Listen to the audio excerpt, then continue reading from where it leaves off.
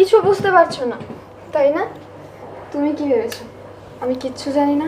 এই যে দেখো, আমি একদম পুরো সুস্থ স্বাভাবিক। আমি আশেপাশে সব কিছু দেখতে পাচ্ছি। এই যে তোমরা দুজন এখানে দাঁড়িয়ে আছো আমার চোখের সামনে, আমি সেটাও খুব ভালো করে স্পষ্ট দেখতে পাচ্ছি।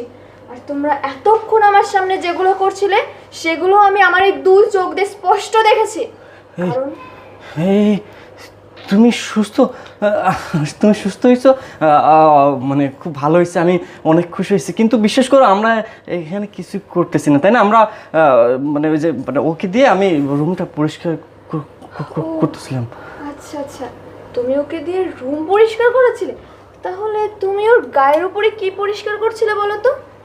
আচ্ছা, আর তুমি আমাকে দেখে অনেক খুশি হয়েছো আমি সুস্থ হয়েছি তাই না? কিন্তু বিশ্বাস করো আমার দুর্ভাগ্য যে আমি খুশি হতে পারলাম না। মানে কারণ আমি বাড়িতে এসে যেটা চেয়েছিলাম তার বিপরীতটা হলো। আমি চেয়েছিলাম তোমাকে সারপ্রাইজ দিতে, কিন্তু তার বিপরীতে না আমি নিজেই সারপ্রাইজড হয়ে গেলাম।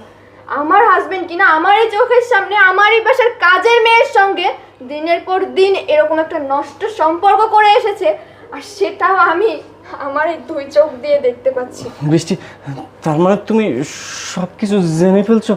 আচ্ছা, তুমি যখন সব কিছু জেনে ফেলছো বৃষ্টি, তুমি আমাকে ক্ষমা করে দাও প্লিজ। আমি না ভুল করেছি, মস্ত বড় ভুল করেছি। এই যে আমি কান ধরতেছি, তোমাকে কথা দিচ্ছি জীবনে আর এইরকম ভুল করো না। এই তুই যা, এখানে দাঁড়িয়েছিস কেন? যা যা। এই চুপ থাক। ক্ষমা